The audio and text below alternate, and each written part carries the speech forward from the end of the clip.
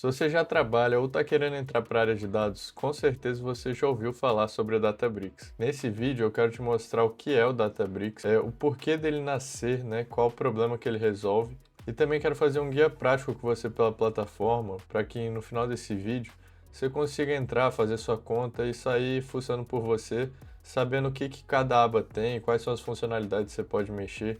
Enfim, então a gente fazer um tour prático aqui para que você aprenda a mexer na plataforma. Para a gente falar sobre Databricks, a gente precisa voltar uns anos antes para entender o porquê dele ter nascido, né? Em meados de 2010 ali, as empresas, bancos, enfim, começaram a produzir uma grande quantidade de dados, né? Que é o chamado Big Data. Então, com a vinda de sites, aplicativos, e também uma grande quantidade de dados para serem processados. E a forma convencional de banco de dados transacional da época não era o suficiente para tamanho processamento que era gerado aqui. Então, a solução da época foi o Hadoop, né, que é dividir esses dados, esse trabalho de processamento, em várias máquinas diferentes. Isso aqui, para a época, já foi um grande avanço na performance desse processamento. Só que continuou sendo lento, se comparado com hoje, porque esse processamento ele era feito no disco dessas máquinas. Então, o Hadoop ele conseguia processar em várias máquinas em paralelo, só que eram feitas no disco esse processamento. Então, se você já fez alguma matéria de arquitetura de computador, faculdade, no seu curso, enfim, você sabe que ir e voltar do disco é uma operação custosa e é mais lenta, né? Como se você fosse fazer uma conta matemática e a cada passo você guarda o caderno, fecha e põe dentro da gaveta. Aí você quer continuar a conta, você pega de novo da gaveta, abre na página e continua a conta. Então esse processamento aqui foi avançado para a época, mas ainda era lento por conta disso. E aí que surgiu o nosso famoso Spark. A gente já tem um vídeo aqui no canal falando sobre essa engine de processamento. E o Spark veio para substituir o Hadoop, ser uma otimização do Hadoop, na verdade. A sacada aqui do Spark foi, ao invés de processar no disco, esse dado ser processado na memória das máquinas. Isso aqui gerou um salto enorme de performance nesse processamento. E a partir daí o Spark virou o motor de processamento mais utilizado do mundo. Só que com a vinda do Spark ainda tinha um grande problema. Para usar o Spark e manter esse motor funcionando, isso aqui envolve uma complexidade enorme de infraestrutura. Aqui envolve provisionamento de máquinas, subida de cluster, escala sob demanda, enfim. Então aqui é uma enorme complexidade simplesmente para manter o Spark funcionando. Foi aí que em 2013, os próprios criadores do Spark fundaram uma empresa que simplificava todo esse processo de manter essa infraestrutura. Eles já tinham criado o motor mais rápido do mundo. E agora, com a querida vinda do nosso Databricks, eles entregavam esse motor pronto, na nuvem e sem nenhuma dor de cabeça. A partir daqui a gente pode definir agora de fato o que é o Databricks. Então, o Databricks é uma plataforma unificada de dados e inteligência artificial na nuvem. Nela, a gente trabalha a parte de engenharia de dados, então toda essa ingestão, esse tratamento desses dados. Dentro da plataforma, a gente pode fazer consultas SQL, a gente pode criar modelos de machine learning, pode ir além, criar até dashboards, visualizações com esses dados, tudo no mesmo lugar, na mesma plataforma. Então, antes do Databricks, trabalhar com ecossistema de dados era como você querer fazer compras, mas na sua cidade não tem um shopping, então você precisa ir em vários pontos de compras diferentes. Então, era uma ferramenta para fazer essa ingestão e transformar os dados, outra ferramenta para guardar esses dados e outra ferramenta para ser consumida pelo cientista e pelo analista de dados. Com Databricks, a gente deixa tudo isso embaixo do mesmo teto, né? Deixa tudo isso centralizado no mesmo lugar. Agora, é importante a gente entender que os seus dados eles não vão ficar dentro do Databricks. Quem armazena de fato seus dados é a nuvem da sua empresa, a sua nuvem, enfim. Então aqui os seus dados, na verdade, eles ficam armazenados no Azure, na AWS, num formato aberto chamado Delta Lake. Então, na realidade, o Databricks ele vai ser o shopping, vai ser o lugar de centralizar tudo, mas o estoque das lojas ainda vão ser das lojas. Então, o dado ainda é armazenado na nuvem da sua empresa, enfim. Agora vamos abrir de fato a plataforma para a gente entender na prática como ela funciona, quais são as funcionalidades que a gente consegue fazer. Então, abre aí comigo no navegador, no link que eu vou deixar embaixo. E aqui a gente entra na plataforma. Se você não tem conta, você clica aqui para se cadastrar, é só botar seu e-mail, não precisa de cartão de crédito, nada.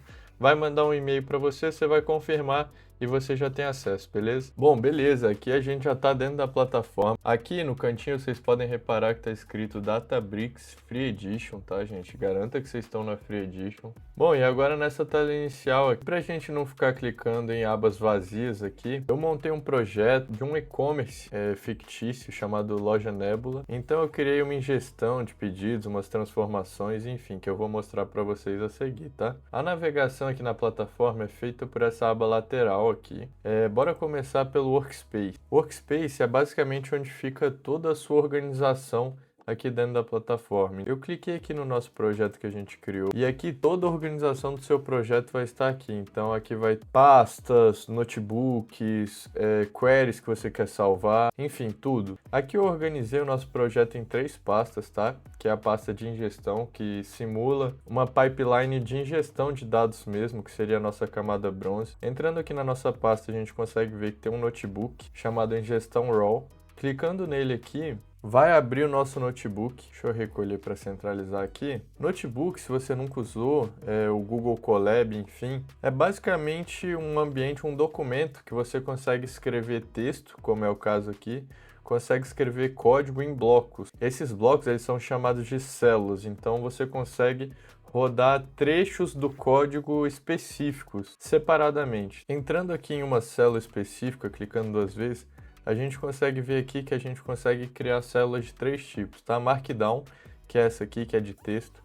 A gente consegue escrever códigos Python e consegue escrever códigos SQL, beleza? E aqui rodar separadamente cada célula, tá? E o seu notebook ele já vai estar plugado diretamente na infraestrutura do Databricks. Então vai estar conectado nos seus dados, no seu catálogo e no seu compute serverless. Então aqui a gente consegue rodar, já subiu aqui o nosso ambiente serverless e aqui a gente já consegue rodar cada célula separadamente. Então aqui nesse código, a gente está criando dados fictícios de clientes, produtos, pedidos, enfim, e guardando isso para dentro da nossa camada bronze. Repara, gente, que eu não configurei cluster nenhum. O Compute Serverless ele já liga sozinho quando eu rodo a primeira célula e desliga sozinho depois de um tempo quando eu paro de usar. Então, abriu essa abinha lateral aqui, né, do Workspace. Então, abrindo aqui o nosso projeto, eu quero mostrar para vocês que eu criei outras 2 pastas de transformação, que aqui vai fazer a ingestão para a camada Silver, né?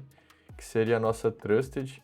Vai ler aqui da camada Bronze, vai botar uma célula de texto aqui para descrever o que o código abaixo faz, enfim, beleza? E aqui abaixo eu coloquei um exemplo de código em SQL para mostrar para vocês que em um notebook a gente consegue ter uma multilinguagem aí. Então, em um mesmo notebook, aqui acima a gente tem códigos Python e aqui mais abaixo a gente consegue dar um select aqui na camada Silver que a gente criou usando o código SQL, beleza? E aqui a gente vai ter também o nosso notebook da camada Gold, né, que a gente está preparando os dados para serem consumidos pelo time de BI, pelo time de Machine Learning, enfim, criando agregações aqui nos nossos dados e deixando eles prontos para serem consumidos. Então, depois que a gente já fez aqui a nossa ingestão desses dados pelos notebooks, esses dados eles precisam de um lugar organizado e governado para morar, que aí vai ser o chamado Unity Catalog. Então, abrindo aqui na nossa aba lateral, a aba de catálogo, a gente abre aqui o nosso projeto e aí vai ter aqui as camadas que a gente criou. Vamos, por exemplo, na camada bronze. Aqui vai abrir as 3 tabelas que a gente criou para essa camada. Vamos abrir aqui a tabela de pedidos, por exemplo. Aqui a gente consegue ver uma descrição de quais colunas tem nessa tabela, o tipo de cada coluna. Se a gente tivesse colocado comentários e tags na criação dessa tabela, também seria possível ver. Conseguimos ver aqui o tipo e a fonte dessa tabela, beleza? E uma coisa muito legal aqui do catálogo é essa aba de lineage aqui. O Databricks ele desenha pra gente exatamente de onde essa tabela vem, para onde ela vai ser consumida. Então aqui a gente consegue ver notebooks que consomem ou escrevem nessa tabela. Mostra que ela alimenta outras tabelas também. Mostra jobs na qual ela faz parte. Então aqui mostra toda uma rastreabilidade dos nossos dados, né? Então quando a gente quer investigar alguma coisa, entender como funciona algum processo, a gente tem todo esse rastreio governado ensinado aqui pelo catálogo do Databricks. Agora avançando, indo aqui para a aba de Jobs e Pipelines. Até aqui eu executei tudo manualmente, né? Rodando célula por célula na mão, mas na prática ninguém quer ficar entrando em notebooks e rodando tudo manualmente. E é aqui que para mim entra a aba mais importante para quem está na área de engenharia de dados, que é essa área de Jobs e Pipelines. Eu montei aqui um job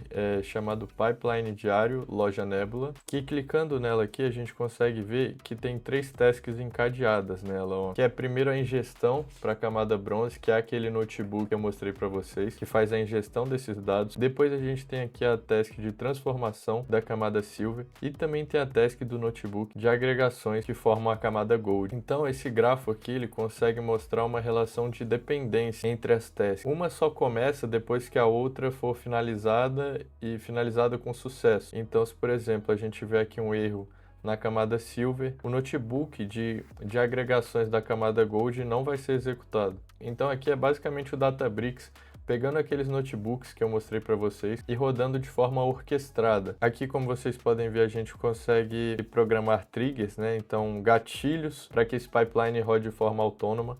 Aqui eu programei para rodar a cada 6 horas, então a próxima execução está aqui para 5h30 da tarde, então acabou de rodar. A gente consegue conferir aqui as últimas execuções nessa aba de Runs. Eu vou clicar aqui em Run Now, que a gente consegue ver a nossa execução, a gente consegue acompanhar em qual etapa tá. A gente consegue ver que está na ingestão bronze, então está na camada de rodar aquele notebook da ingestão bronze.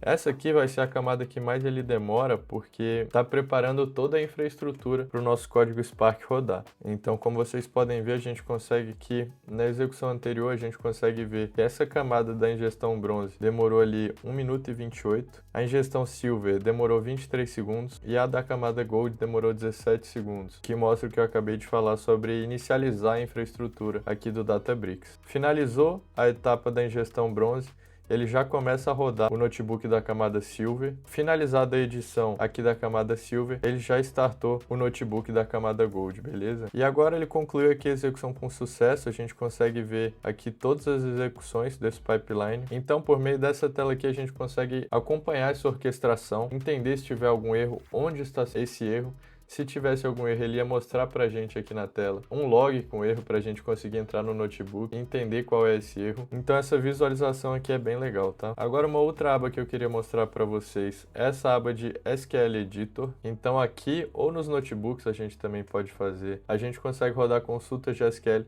diretamente nos nossos dados. Então aqui a gente está fazendo um select para conseguir ver a receita, ver o total de vendas. Aqui a gente já está referenciando a nossa tabela da camada Silver para conseguir extrair algum valor dessa tabela que a gente criou. Então, recapitulando aqui a nossa jornada por dentro do Databricks, o dado ele nasceu cru aqui nos nossos notebooks de ingestão. Nós aplicamos aqui transformações e agregações em outras camadas. Transformamos isso em uma tabela, em várias tabelas, na verdade, organizadas aqui no nosso catálogo, que a gente consegue ter total governo, visualizar todo tipo de rastreabilidade que envolve essas tabelas, que foram processadas de forma autônoma aqui pelo nosso pipeline, na aba de Jobs e Pipelines, por meio de um job agendado. E no final conseguimos consultar esses dados que já foram tratados, agregados de forma limpa aqui no editor SQL. Então, resumindo, o Databricks é isso, a plataforma gerenciada, construída em cima do Spark, onde a gente foca em escrever o pipeline e ela cuida de toda a infraestrutura por trás disso. Então, se esse vídeo te ajudou a entender um pouco melhor o Databricks, a razão dele ter nascido e como ele funciona aqui na prática, deixa o like, deixa o seu comentário aí se você teve alguma dúvida, alguma sugestão de um próximo vídeo, alguma outra funcionalidade que eu deixei de falar e você tem curiosidade aqui dentro do Databricks, que eu posso trazer um vídeo sobre e explicar melhor para vocês. Eu deixei aí embaixo o link do Databricks Free Edition para você criar sua conta, testar e aprender de fato, criar seus notebooks, seus pipelines, enfim, porque é na prática que a gente aprende as coisas mesmo. Então é isso, pessoal, espero que eu tenha ajudado vocês e até o próximo vídeo.